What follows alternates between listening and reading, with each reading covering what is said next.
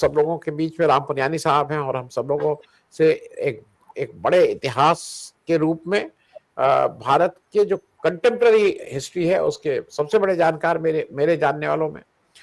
और राम पुनियानी साहब, मैं स्टार्ट आपसे ही कर रहा हूं इसलिए कि ये जो कैरेवन ने स्टोरी की है वो स्टोरी और पब्लिक डोमेन में है। आरएसएस की तरफ से कोई प्रतिक्रिया नहीं आई है, कहीं किसी ने चू भी नहीं की है।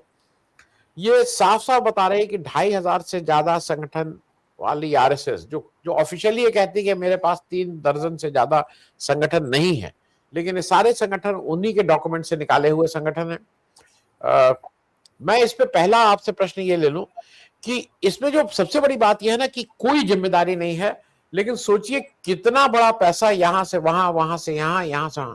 और ये अब मुझे समझ में आता है कि अंबानी जैसे लोग जो हजारों इस तरह के संगठन बनाते हैं, वो इन्फ्लुएंस कहां से हुए थे। और इस मामले में मैं ये भी मानूंगा कि जो एक ये गिरोह टाइप काम करने में तो सही में विश्व गुरु माना जाएगा आरएसएस को। मैं ये जो पूरा अभी खुलासा हुआ है इसको आप किस तरह से देख रहे हैं डॉक्टर पुनियानी? देखिए, ये जो खुलासा हुआ है इसमें थोड़ा आश्चर्य तो हुआ है, पर अगर हम इनके काम करने के तरीकों को देखें तो हमें ज़्यादा आश्चर्यचकित नहीं होना चाहिए, क्योंकि ये संगठन 100 साल से काम कर रहा है और 100 साल से इसके काम करने का तरीका यही रहा है कि इसने खुद को रजिस्टर नहीं किया, पर इसके जो प्रचारक खास तौर से निकलते हैं, वो प्रचारक जहाँ भी जाते हैं, इस देश में रहें या दूसरे देशों में रहें, वो आरएसएस के लिए अलग अलग प्रकार से अलग अलग क्षेत्रों में अलग अलग प्रकार की गतिविधियां शुरू करते हैं। तो मैं इसको इस प्रकार से देखता हूँ कि जो एक प्रतिक्रियावादी मूल्य जो जाति को ऊंच नीच देते हैं और स्त्रियों को दुय्यम दर्जे का स्थान देते हैं, इनका फैलाव देश में तो बहुत है ही। और केरल का आपने अच्छा अंडरलाइन किया कि केरल जहाँ से बीजेपी की कोई सफलता नहीं होती, वहाँ भी इसका बड़ा एक नेटवर्क है। और ये सब नेटवर्क जो हैं वो केंद्रीय रूप से आरएसएस के जो प्रतिनिधि सभा उनकी होती है साल में एक बार, उससे संचालित होते हैं। और दूसरी बात यह है कि ज़्यादातर ये वही लोग होते हैं कि जो आरएसएस की शाखाओं में शिक्षा प्राप्त करते हैं, मतलब आरएसएस की शाखाओं में उनके ट्रेनिंग कैंप में इनके मॉड्यूल, जो इनका ट्रेनिंग मॉड्यूल है कि हम हिंदू राष्ट्र हैं, सनातन धर्म सबसे अच्छा है, सनातन धर्म की ये जो परिभाषा रखते हैं जिसमें परिवर्तन की कोई जगह नहीं होती, तो ये उसमें एक चौंका देने वाली बात यह है कि इनका अगर इतना बड़ा जाल है तो इनका मुकाबला करने के लिए, क्योंकि इसको समझना तो एक बात है, पर मुख्य बात तो है कि इसका मुकाबला कैसे किया जाए, क्योंकि इतनी बड़ी बड़ी जगहों से इतने प्रकार से ये जो लोगों के चरित्र को, सोच को एक प्रतिक्रियावादी दिशा दे रहे हैं, उसका मुकाबला करना हमारे लिए भविष्य में बहुत ज़रूरी होगा। पर ये बात निश्चित है कि वो जैसे स्कूल हों या मीडिया हो या बच्चों के लिए छात्रावास हो, जो इसकी अगर लिस्ट को हम आगे जाके देखें तो वो लिस्ट में ये सब आते हैं, छात्रावास और लोगों को अलग अलग प्रकार से मदद करना, और इसमें अमेरिका के जाल के बारे में तो और भी विस्तार में दिया गया है। तो ये सब चीज़ों के कारण एक हमारे सामने एक बड़ा खतरा तो कैरावान मैगजीन ने और आपने जो अभी सामने रखा है उसमें से वो सामने आ गया है। तो सवाल ये है कि ये है, ये सच्चाई है, और आरएसएस जो इसका मुख्य कंट्रोलर है, सेंट्रल बोर्ड, वो उसमें एक तरीका ये है कि अब इसमें से कोई भी संगठन के किसी भी व्यक्ति ने अगर कोई काम किया तो उसकी परछाई आरएसएस पे नहीं गिरेगी। आरएसएस उस समय कहेगा कि ये तो भाई स्वतंत्र संगठन है। जैसे नाथुराम गोडसे से शुरू होके हम बात करें तो नाथुराम गोडसे भी आरएसएस के इसमें प्रशिक्षित था, पर जब उसने हत्या की तो इन्होंने हाथ धो लिए। इसी प्रकार से अभी तो खैर ये जो आतंकवाद की बहुत सारी घटनाएं हो गई, उसमें जो लोग इन्वॉल्व थे किसी अप्रत्यक्ष रूप से प्रत्यक्ष रूप से इन संगठनों से जुड़े हुए थे, पर जब उन्होंने ये कार्य किए तो तुरंत पहली प्रतिक्रिया तो इनकी यही थी कि भाई ये तो हमारे संगठन का इनसे कोई लेना देना नहीं है, ये या तो हमारे संगठन को छोड़ के जा चुके हैं या ये एक अलग प्रकार का काम करते हैं। तो मेरे ख्याल से हमारे पूरे देश के सामने, दुनिया के सामने एक बहुत वैचारिक समस्या है एक बहुत बड़ा खतरा हमारे सामने खड़ा है। तो देश के बुद्धिजीवी और ख़ास तौर से कार्यकर्ता जो ज़मीन पर काम करते हैं, उनके लिए एक बड़ी चुनौती है कि कैसे हम अपनी बात को सिलसिलेवार ढंग से रखने के लिए किस प्रकार से हमें काम करना चाहिए कि आगे चलकर हम भारतीय संविधान के मूल्यों को लेकर चलें, क्योंकि इनकी मुख्य शिक्षा तो वही है, मुख्य ट्रेनिंग तो वही है कि भारतीय संविधान को अनडू करके, उसको स्क्रैप करके या उसको बदल कर या उसके चलते-चलते भी ऐसे तरीके अपनाना जिसमें संविधान के मूल्यों का विरोध हो, ये उनका मुख्य पॉलिटिक्स है। तो उसमें हम क्या क्या कर सकते हैं, ये हमारे लिए एक बहुत बड़ी चुनौती के रूप में सामने आया है। जी, जी, जी। मैं इस पे भी बात करेंगे। मैं आप लोगों से मतलब थोड़ा लिबर्टी ले रहा हूँ कि अब हम लोग राम पुनियानी जी से कई अपने प्रश्न, आप लोग के भी कोई प्रश्न हो तो राम पुनियानी जी से पूछ लीजिएगा, उन्हीं को जरा सुने, अगर राय साहब, विवेक जी और प्रोफेसर शशि की इजाजत के साथ। डॉक्टर साहब, एक चीज मुझे बताइए, मैं इसलिए इस बात को खोल रहा हूँ कि ये जो आरएसएस है, ये सारा कुछ दो चीजों पे काम करता है। एक तो हिंदू राष्ट्र की बात करता है, और दूसरा मुस्लिम से नफरत का इसकी बुनियादी बात है। और मैं इसमें इसलिए एक चीज आपसे पूछ रहा हूं कि कुछ चीजें एस्टेब्लिश करने में ये बिल्कुल ठीक से सफल हो गए हैं। और अभी जून महीने में, जून 2025 में अमित शाह बंगाल जाते हैं, और एक बार नहीं, ये अनेक बार वो ये कहते हैं, और ये बार बार कह रहे हैं कि जो उसका अंग्रेजी में कहते हैं, to appease the Muslim vote bank, Mamata Didi oppose operation सिंदूर। ममता दीदी ने मुस्लिम तुष्टीकरण के लिए जो सिंदूर, ऑपरेशन सिंदूर था, उसका अपोज किया था। तो एक चीज ये हो रही, इस पे कोई कुछ नहीं बोला, उन्होंने कहा दिया, और ममता बनर्जी कहां, ये ऑलरेडी ये मान के चल रहे हैं कि इस देश में जो मुसलमान हैं वो एंटी नेशनल, वो इस चीज को एस्टेब्लिश करके फिर उसके ऊपर अपनी फाउंडेशन को, मैं इस पे एक चीज, क्योंकि ये बहुत सटल वे में इसको एस्टेब्लिश कर देते हैं। अब सारा झगड़ा ये होता है कि नहीं, ममता दीदी कहां करती है मुस्लिम तुष्टीकरण। तो मतलब आप ये मान के चल रहे हैं, उन्होंने ये मान लिया है कि इस देश का सारा मुसलमान जो है वो ऑपरेशन सिंदूर के खिलाफ था, और वो इस देश के खिलाफ था। मैं इस पे ये जो जो इस ढंग से करते हैं, मैं इस पे एक थोड़ी आपकी टिप्पणी चाहूंगा, फिर मेरे 2-3 प्रश्न छोटे छोटे हैं, मैं उस पर भी बात कर लूँ। जी देखिए, जो मुसलमानों के बारे में इन्होंने जो समाज में धारणाएं फैलाई हैं और काफ़ी सफलता से फैलाई हैं, वो ऑपरेशन सिंदूर तो अभी की बात है, पर आप पूछे पूरे इनके जो सिलेबस है, मॉड्यूल है, उनके मॉड्यूल का आधार ये है कि मुस्लिम राजा जो थे बहुत आक्रामक थे, दुष्ट थे, मंदिरों को तोड़ा, ज़बरदस्ती से इस्लाम फैलाया, और इस्लाम में ये सब कमियां हैं, वो सब दशकों से इस बात को फैलाते रहे। और 9/11 के बाद जब वर्ल्ड ट्रेड सेंटर गिराया गया, तो उसके बाद से ये हर मुसलमान आतंकवादी नहीं होता, पर हर आतंकवादी मुसलमान होता है, ये बात इन्होंने चलाई।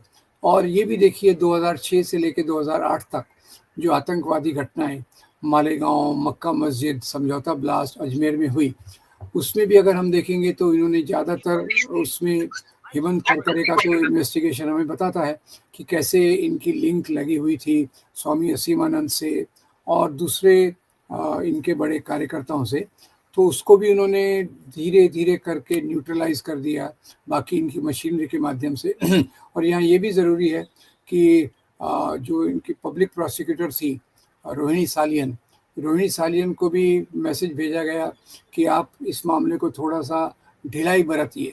उन्होंने रिफ्यूज़ कर दिया, उन्होंने कहा जो बात है मैं उसके आधार पे रखूँगी, तो उनको उससे हटा दिया।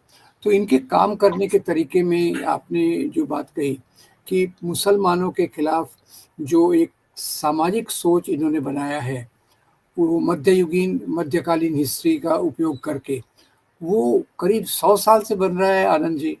और उसमें तो यही है ना कि मुसलमान राजा औरंगज़ेब, बाबर और इन अलाउद्दीन खिलजी सबको लेके उन्होंने एक प्रकार से चित्र बनाया है।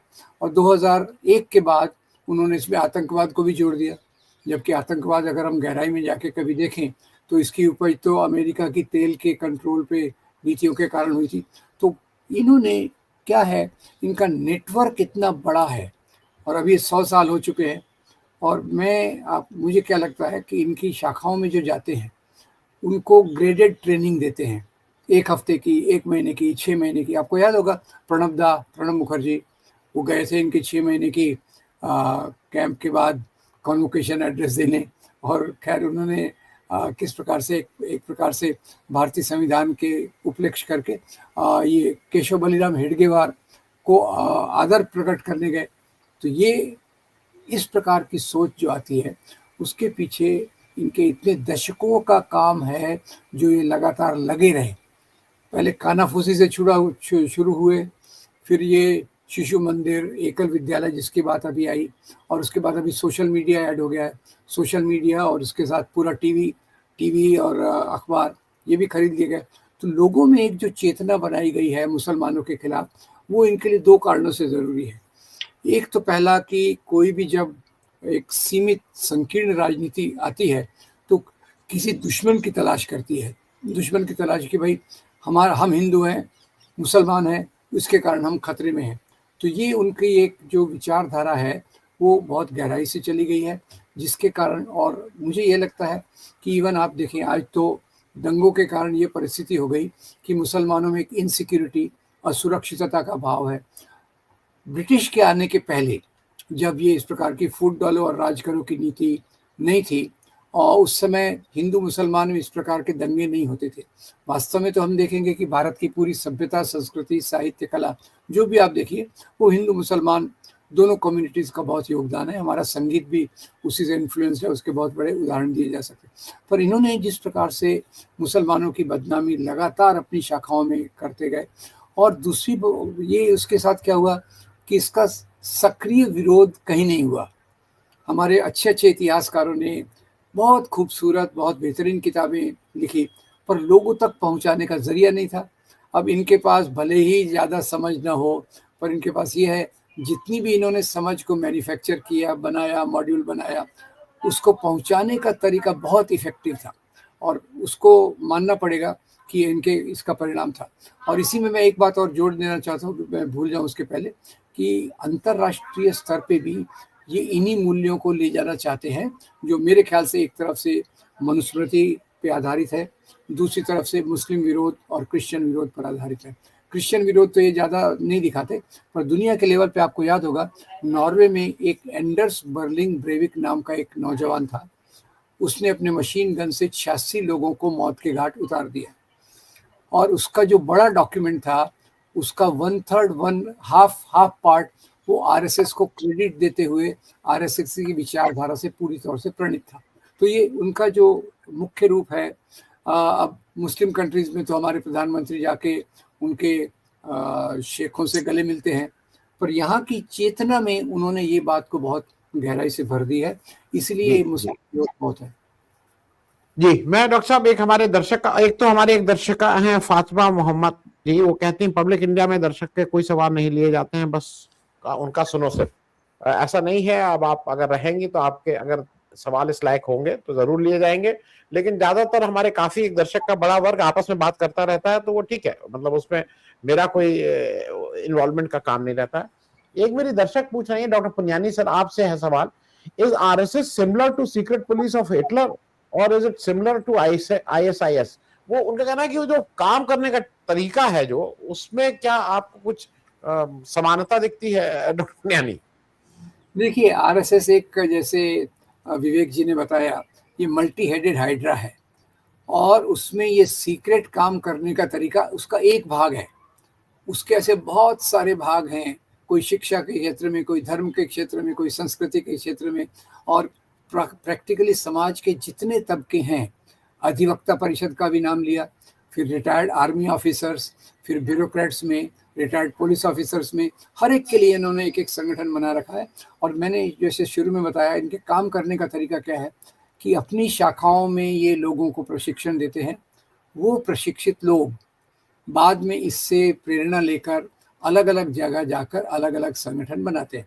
हो सकते हैं कोई संगठन स्वतः ढंग से बाहर आया होगा, पर ज़्यादातर संगठनों में अगर आप ढूंढेंगे तो इनका ट्रेनिंग किया हुआ प्रचारक आपको कहीं ना कहीं मिल जाएगा। वो दक्षिण भारत में हो, जैसे केरल में बता रहे थे, केरल में भले ही वो इलेक्शन में चुन के नहीं आए ज़्यादा, पर उनकी शाखाओं का जाल वहाँ उतनी मजबूत है, और लोगों के मानसिकता में उनके विचार बहुत गहराई से भरे गए हैं।